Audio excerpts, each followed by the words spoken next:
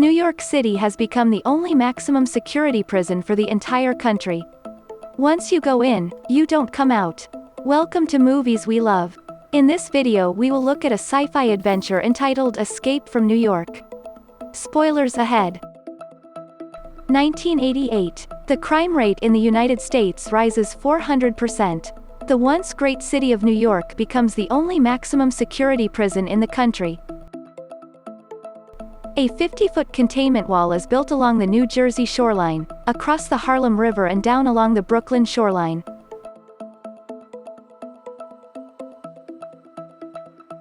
It completely surrounds Manhattan Island. All bridges and waterways are mined. The United States police force, like an army, is encamped around the island. There are no guards inside the prison, only prisoners and the worlds they have made. The rules are simple. Once you go in, you don't come out. Sometimes, prisoners have to learn this the hard way. There is no escape from maximum security New York City.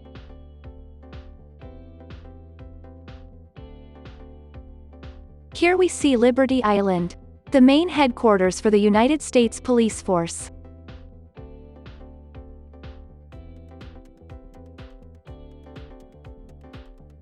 A prisoner bus transport arrives at Liberty Island. A new and famous prisoner is arriving for initial intake.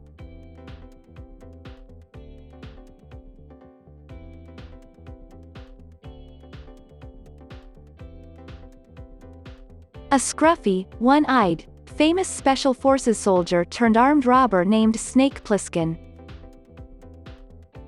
Traveling to a three-way summit between the United States, the Soviet Union and China, Air Force One, the plane of the President of the United States, is hijacked by a member of a revolutionary organization.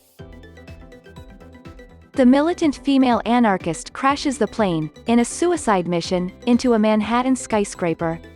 However, the president is safely sealed in an escape pod and survives.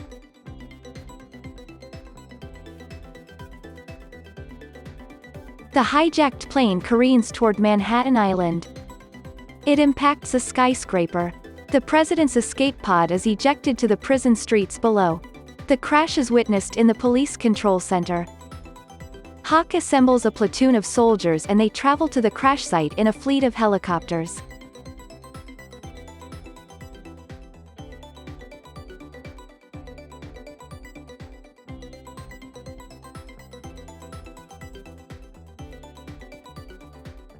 When they arrive, they find the escape pod empty, indicating that the president has been taken hostage.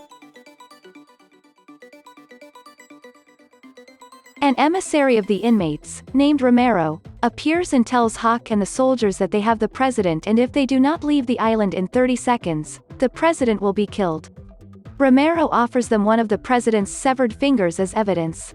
With no other choice, Hawk orders his men to return to the helicopters and they fly back to Liberty Island.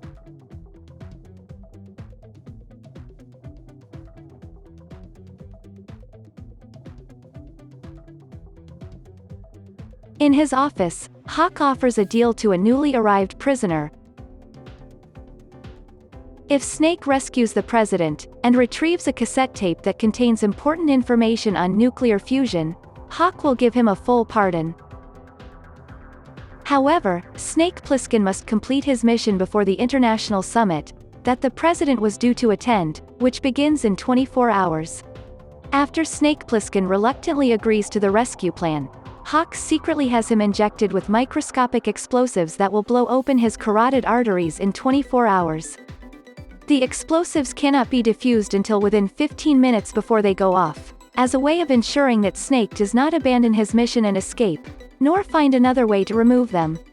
If he returns with the president and the tape in time for the summit, Hawk will save him by having the charges in his neck neutralized with X-rays. A furious Snake gruffly promises to kill Hawk when he returns.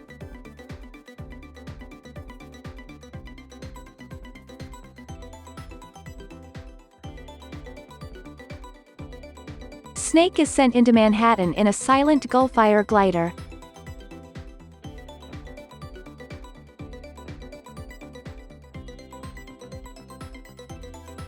He covertly lands atop the World Trade Center and must make his way down to the street.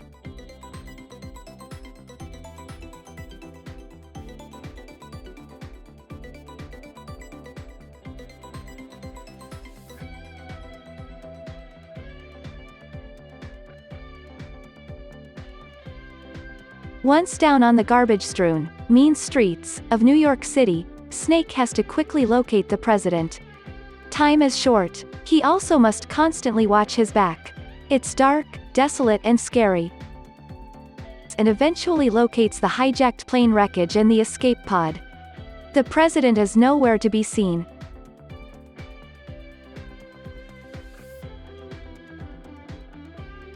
Snake tracks the president's life monitor bracelet signal to the basement of an abandoned theater.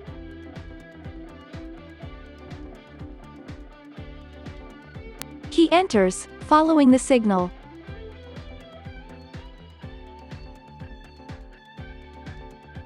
There is a weird vaudeville show being performed on the stage. Vagabond patrons sit in the audience. One notices Snake. At the theater, Snake meets a friendly inmate nicknamed Cabby, who offers to help.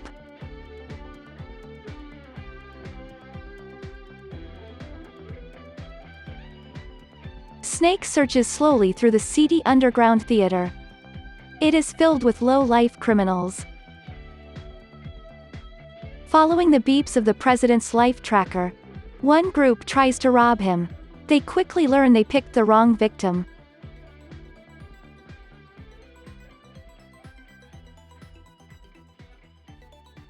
Finally, Snake finds the president. But it's not. It's just an old witless drunk. The drunk babbles about being the president now.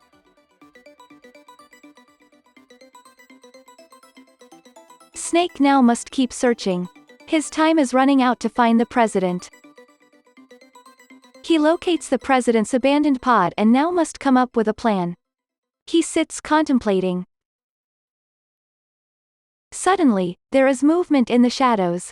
A man, dressed in rags, skulks around the street. The call is answered and more begin to emerge. Some come out of manhole covers. More and more appear. Snake first seeks refuge in an abandoned diner where he meets a seductive young woman.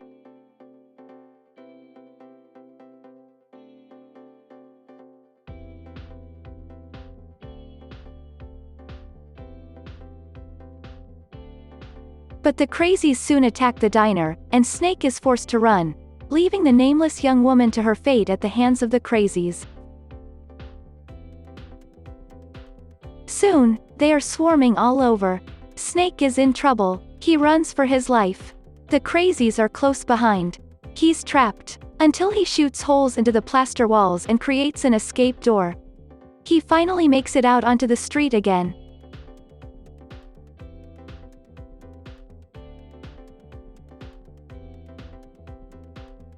After a chase down a back alley, Cabby shows up in his taxi and rescues Snake. Cabby has a plan to deal with the crazies.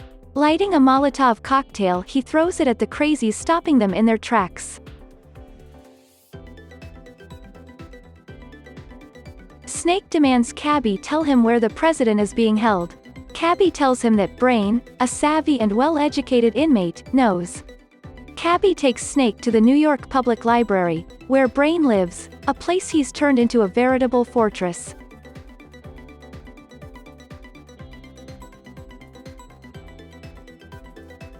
Brain's girlfriend, Maggie, opens the door. She leads them inside to meet Brain.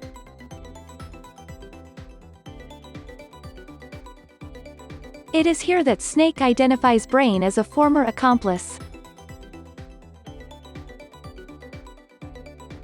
Forced at gunpoint, Brain tells Snake that a powerful gang leader, the self-proclaimed Duke of New York, and the leader of the Gypsies, the largest and most powerful gang in the city, has the president. The Duke plans to lead a mass escape across the mined and heavily guarded 69th Street Bridge, using the president as a human shield and hostage. When the Duke unexpectedly arrives, with a large convoy of henchmen, to get a diagram of the bridge's landmines, Snake forces Brain and his girlfriend Maggie to lead him back to the Duke's compound.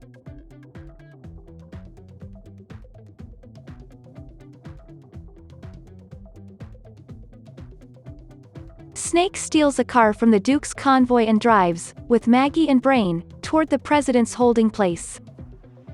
On the way, they must drive through the turf of a ruthless gang called the Skulls.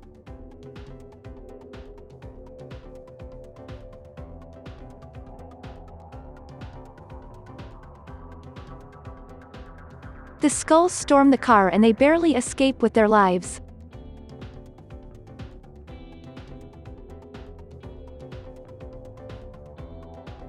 The president is being held in an abandoned railroad car, in what was once the Grand Central Station.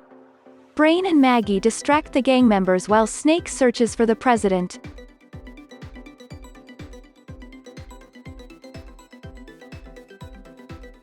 Snake kills the guard but also takes an arrow to the leg.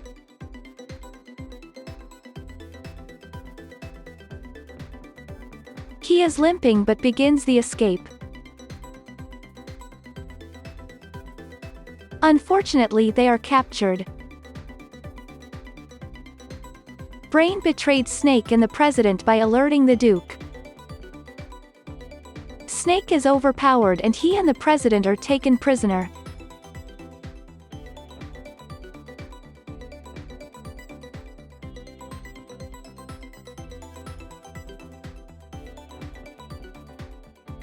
The Duke enjoys target practice and shoots open the president's briefcase. Romero finds and takes the important fusion cassette tape.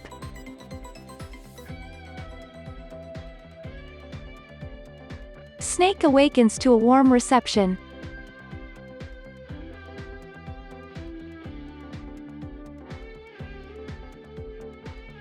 The next day, he is led into a fighting ring.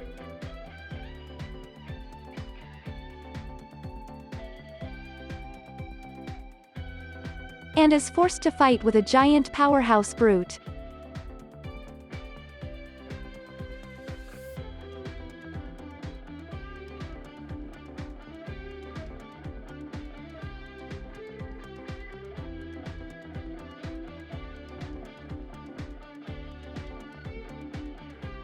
Meanwhile, Brain and Maggie trick Romero and the Duke's men into letting them have access to the president.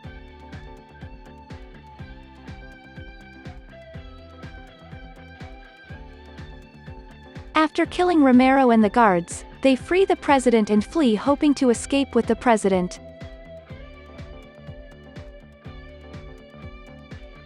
This is a fight to the death.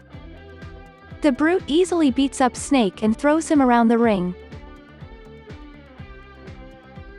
Finally, Snake outsmarts the giant and dispatches him with a spike to the back of the head.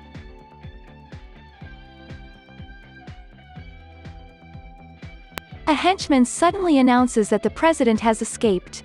In the confusion, Snake makes his getaway.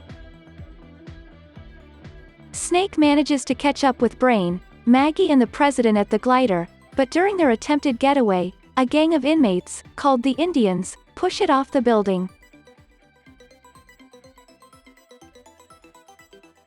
They need to find an alternate escape route. Snake and the others soon find Cabby, and Snake takes the wheel of his cab. The Duke and his gang are in hot pursuit.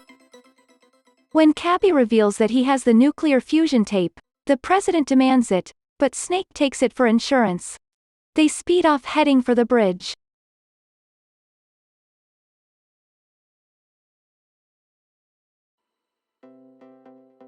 Snake is running out of time. He needs to get the president back before the clock runs out. Snake and the others speed over the bridge in the cab, dodging derelict cars and landmines. The Duke in his Cadillac feverishly chases them. He needs to catch them before they reach the end of the bridge. The cab hits a landmine and is blown into two pieces.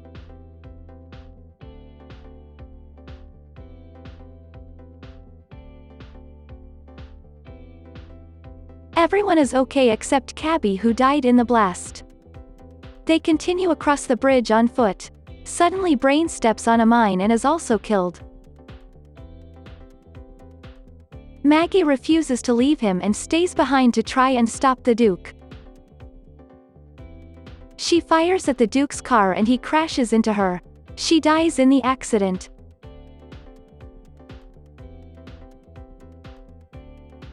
Snake and the President reach the containment wall, and the guards raise the President on a rope.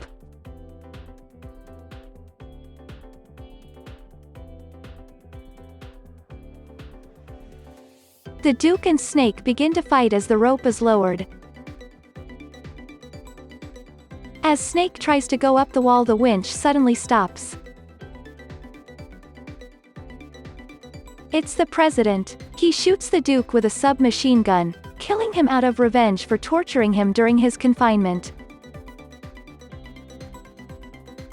Snake is then lifted to safety. The mini explosives implanted in his neck are deactivated with X-rays with seconds to spare. At Liberty Island, as the President prepares for a televised speech, he distractedly thanks Snake for saving him. After Snake is pardoned, he decides he will not kill Hawk at this time. "We make quite a team, Snake," Hawk says. Snake angrily replies, "The name's Pliskin." The President's speech commences and he offers the content of the cassette to the summit. To the President's embarrassment, the tape has been switched for a cassette of swing music. Snake is seen casually tearing apart the all-important nuclear fusion cassette tape. Thanks for watching. Like and subscribe for more videos like this.